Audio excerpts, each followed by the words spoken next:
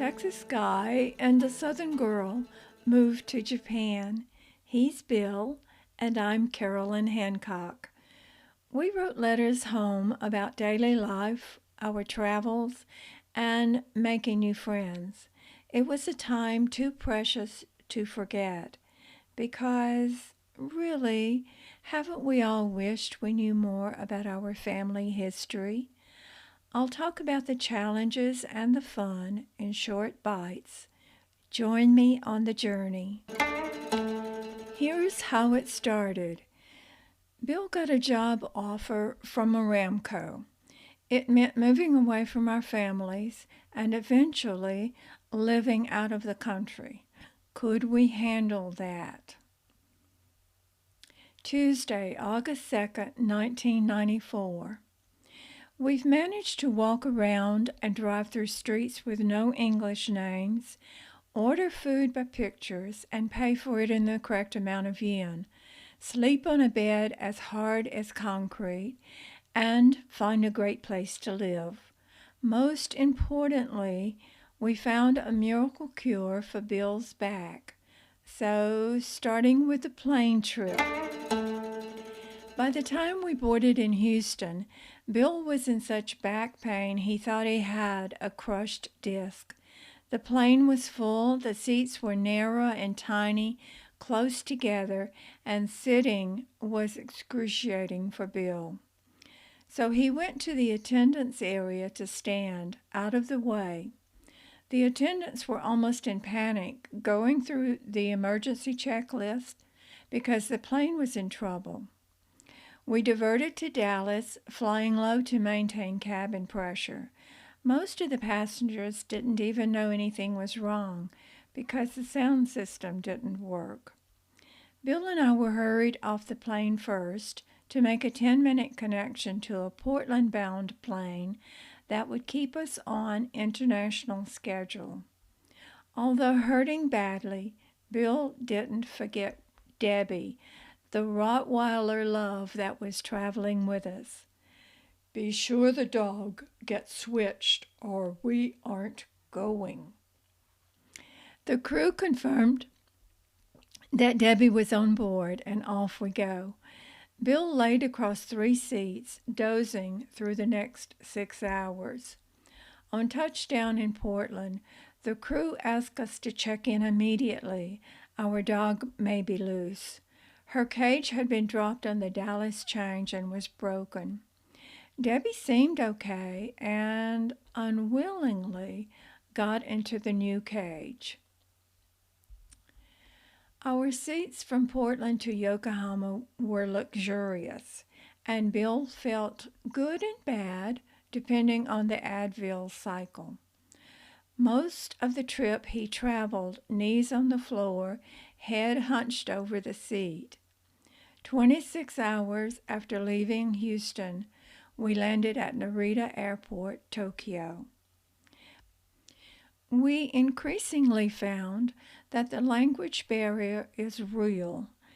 Very few signs are in English, and very few Japanese speak English. Somehow we managed to handle Debbie's huge cage and our luggage, immigration, customs, and quarantine, express train and taxi, and 5 hours later, we arrived at our Yokohama hotel. We were 31 hours with little sleep and zombie-like. 8:30 on a Thursday night. The engineering team that was already here expected Bill in the office Friday.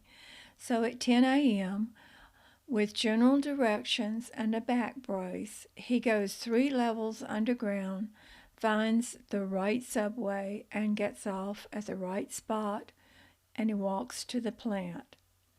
As if that's not enough, he takes possession of a rental car and, remembering to drive on the left side of the road, navigates back to the hotel.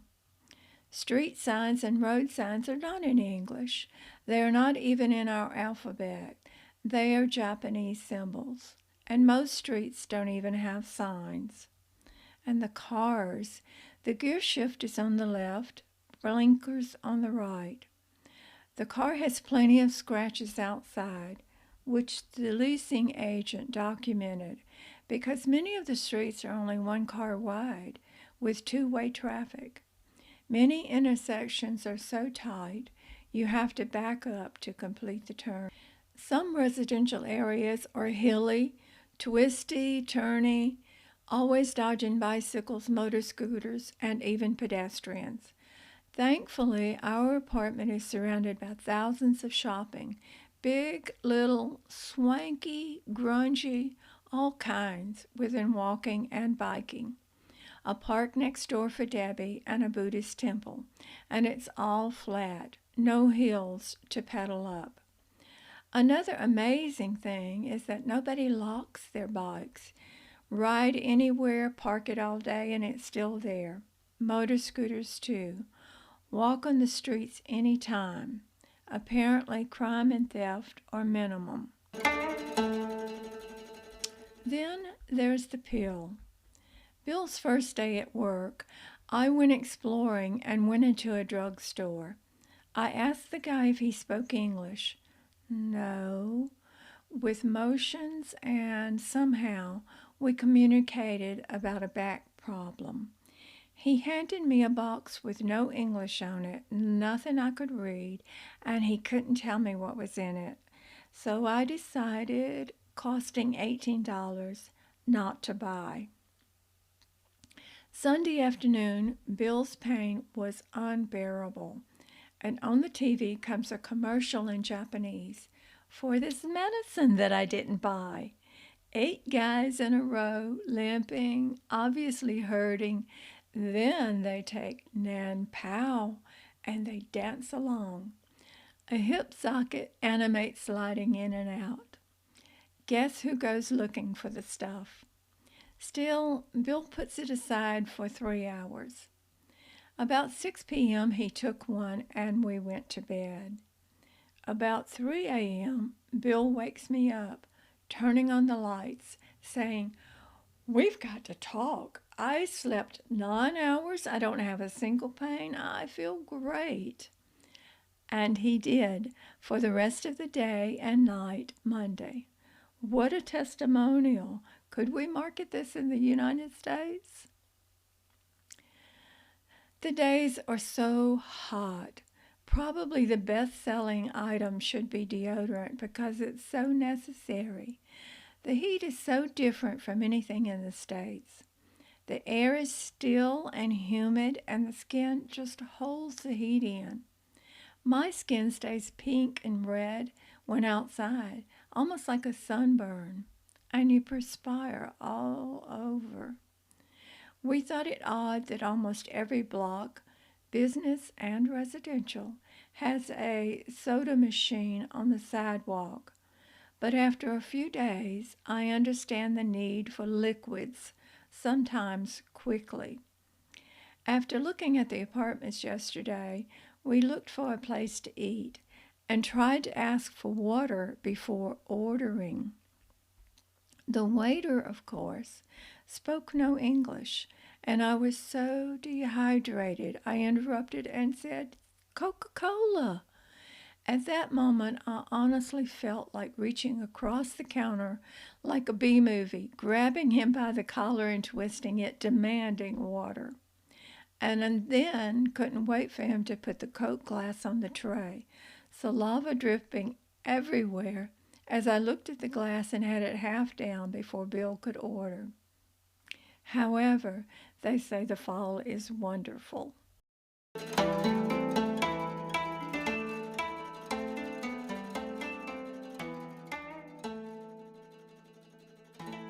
I treasure these memories of Japan and its culture and people. Thanks for listening. We'll keep these stories to about 10 minutes, so come back for the next one. Please follow me and let your friends know about Letters from Japan.